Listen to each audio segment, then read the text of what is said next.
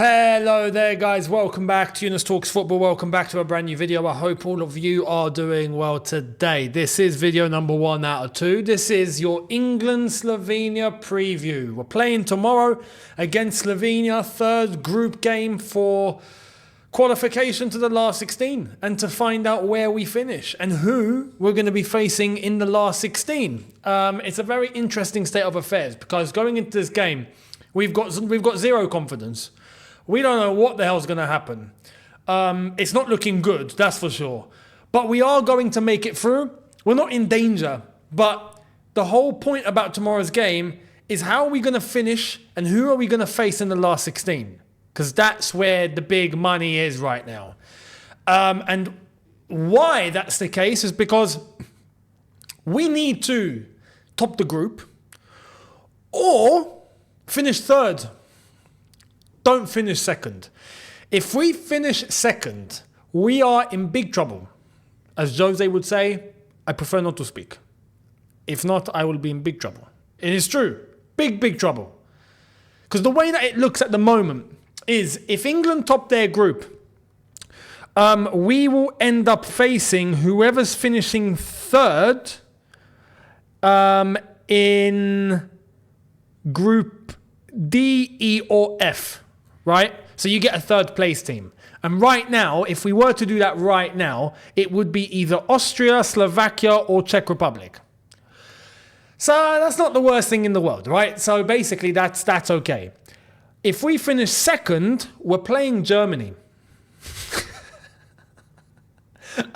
I might as well not do a preview. At that point, we might as well we'll just wait for the chaos to ensue, and then we'll just pack our bags and go home, right?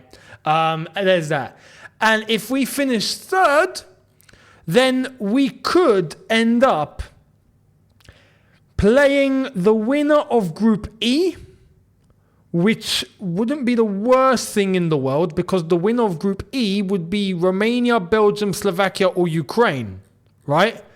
And then if that's the case, then we go into a quarterfinal where we play more than likely going to be whoever finishes second in Group F, which would probably be Turkey, or the winner of Group D, which is probably going to be France or Holland. Basically, the way it's looking, right? Oh yeah, if we top the group as well, we could end up facing Spain or Italy, depending on where they finish in their group in the quarterfinal.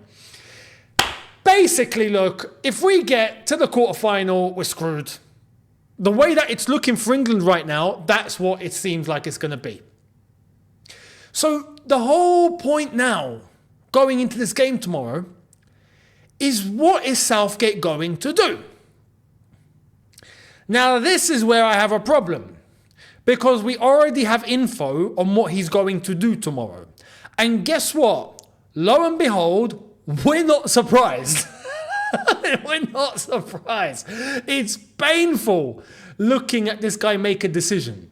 Making a decision for him is like when you inquire for something and you get told there's going to be a reply in 3 to 5 working days. This is exactly how Gareth Southgate operates. You just know you're going to get the most conservative approach that could possibly exist. This guy right now, honestly, we know tomorrow Trent is not playing in midfield. And I know many people should be excited at that. But guess who's coming in to replace him? And I've not got too much of a problem with it, but I've got a problem with it, right? It's Conor Gallagher. Now, I'm a Chelsea fan, and I know what Conor Gallagher can bring, right? And if we were a team that was going to just try and disrupt and defend pretty well, mate, Gallagher, you'd want him all day long. And at times for Chelsea, absolutely, he fits into certain moments in games and certain mannerisms where you can't get any better. But not for England. This is different. We're not talking Chelsea here. We're talking England. This is, honestly, him, basically, look, I can sum this up pretty well. Him taking out Trent to put Conor Gallagher in is like replacing Boris Johnson with Rishi Sunak. Exactly the same thing. It may sound better and it may look better to the eye, but you're not really getting anything different. That's basically what's going on. Yeah? why I'm like this for Conor Gallagher coming into for Trent. I prefer Conor Gallagher than Trent in midfield. I do, because Conor Gallagher, guess what, is an actual midfielder. That's one, right? So great first step there, Gareth. But it's the second, third, fourth, fifth step that worries me here. Because not only are you limiting other players that should be on the pitch, but you're also telling us that you're going to keep the same setup. You're going to keep the same system. We're not going to change a thing, are we? We're going to try and get our first goal and then defend for days.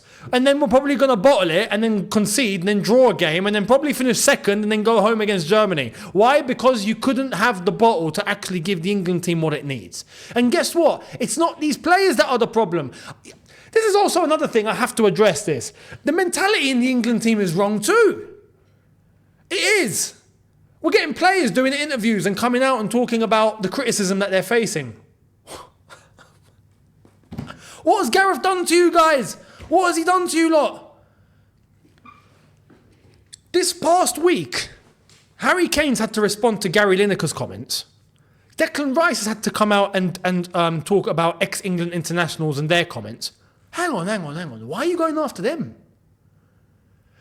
They're trying to justify. Both players were like, well, those players were in our shoes. They should know what it's like and they should know. What? So they can't say anything. If anyone has an actual proper 100% right to criticise the England team, it's them, because they've been there and done it before.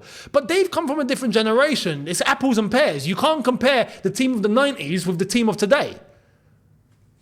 That's like comparing today's Brazil with 70s Brazil. Well, you can't. It doesn't make sense. It's a different era. It's a different generation. It was a different time. It's different football. Everything's different.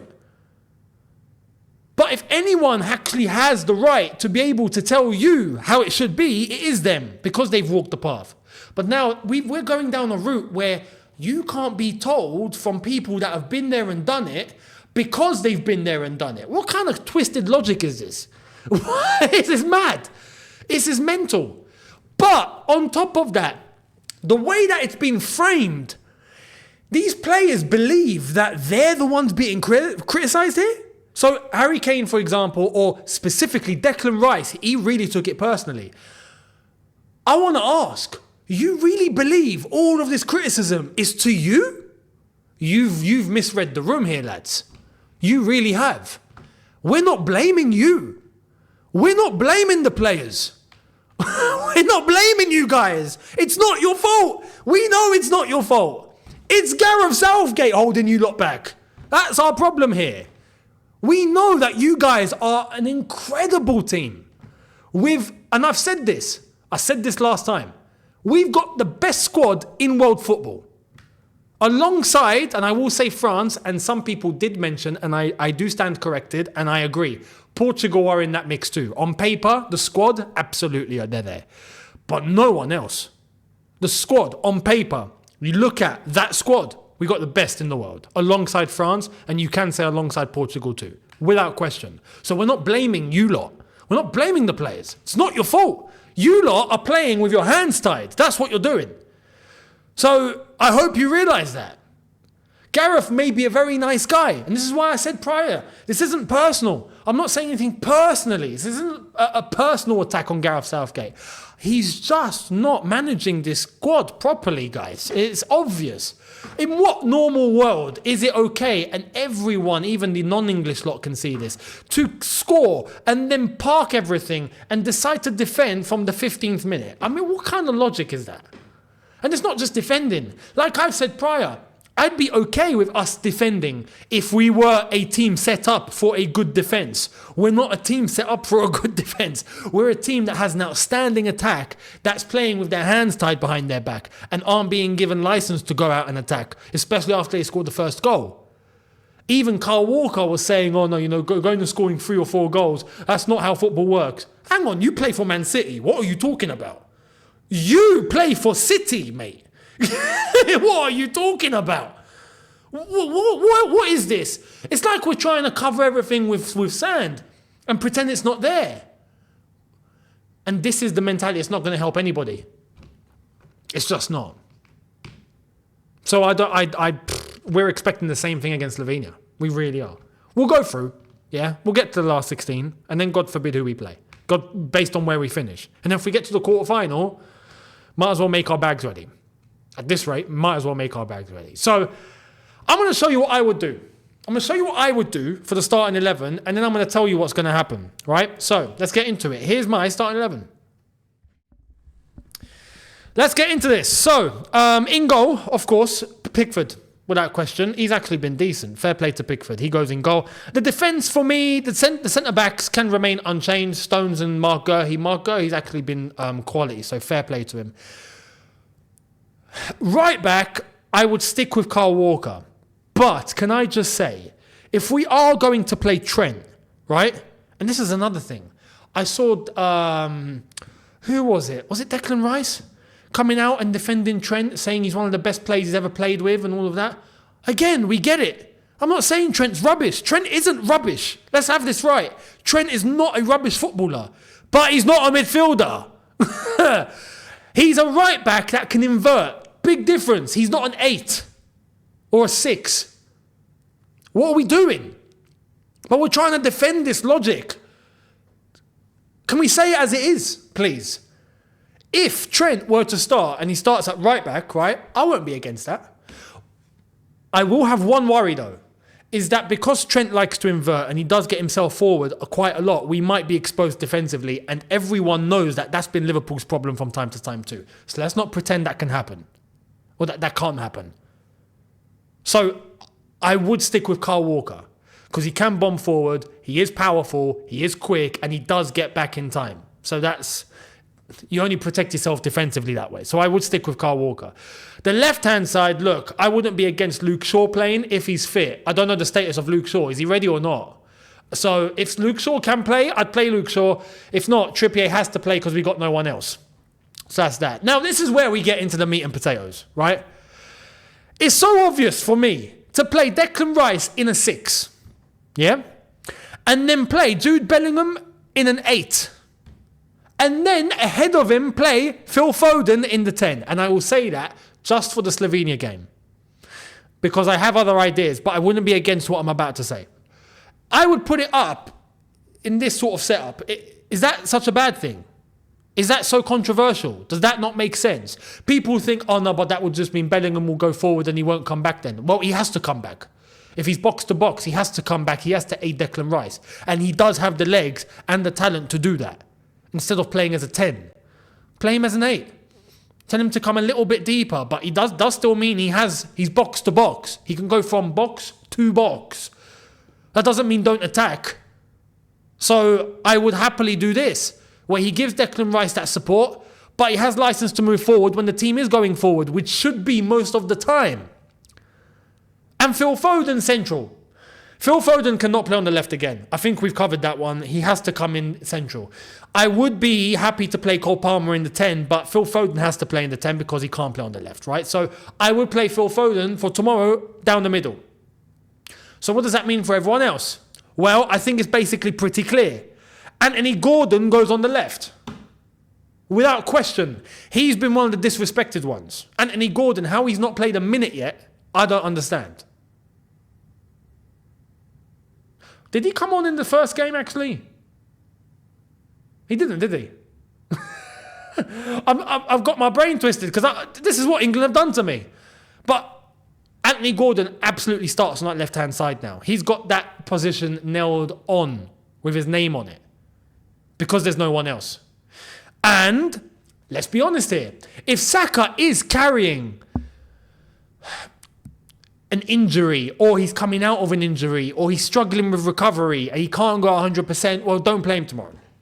The beautiful thing about this squad is that we've got enough cover, Gareth. Yeah, we do, unless you don't know.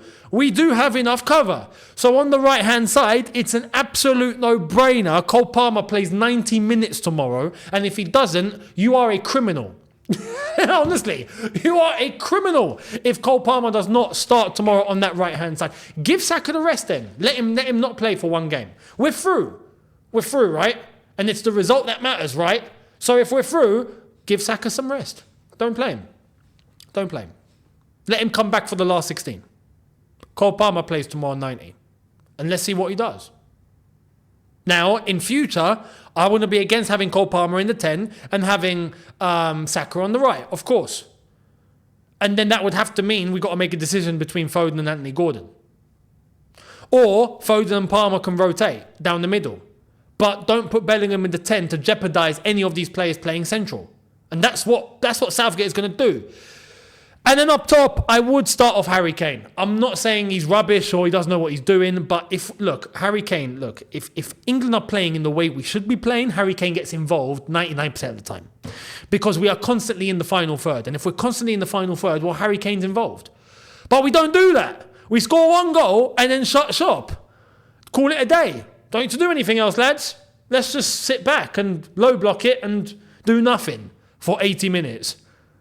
Of course Harry Kane's not going to be involved. Now, if you are going to be playing defensive, counter-attacking football, I wouldn't play Harry Kane. I'd play Ollie Watkins.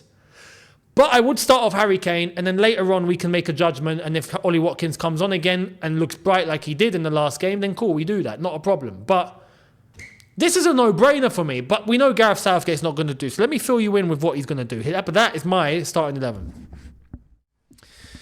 As I tell you guys too, hit the subscribe button and make sure you are here for video number 2 later on. We'll get through all the news of today and the club football and all that's happening. And as well as tomorrow, where you will be getting the review for England versus Slovenia. Make sure you guys are here for that. Subscribe and hit the notification bell. Check out the second channel as well with my brand new video on there. New video will be coming next weekend.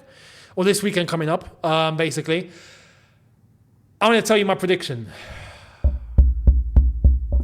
Gareth Southgate is going to play the same 11, except he's going to play Gallagher instead of Trent. That's it. He's going to go with Pickford, Trippier, Walker, Stones, Gurhey, Declan Rice, Conor Gallagher, Bellingham in the 10, Saka on the right, Foden on the left, Harry Kane up top. He is going to do that again with Gallagher and not Trent.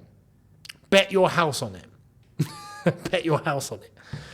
And look, right now, Slovenia are in a little bit of a pickle.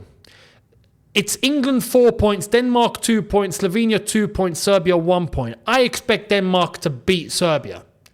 So Slovenia have to beat England. They're going to come out all guns blazing. And they've not been terrible. They are still unbeaten too. They've drawn 2 games, and they did draw against Denmark in the same way that we drew against Denmark. Look, I wouldn't put it past them doing something dangerous. I honestly, look, we should win, but again, I wouldn't be surprised if it finishes 1-1 and we top the group on goal difference. I wouldn't be shocked. I wouldn't be shocked. So I'm going with 1-1 again. I'm going with 1-1. We finish on 5 points. Denmark beat Serbia. Denmark finished second on goal difference. We top the group. That's how it's going to end, I think. Let me know your thoughts down below. Much appreciated. Let me know your score predictions, your starting 11s. What do you guys think? And I will catch all of you later on tonight for video number 2. So have a good one, people. See you lot then. Take care and peace.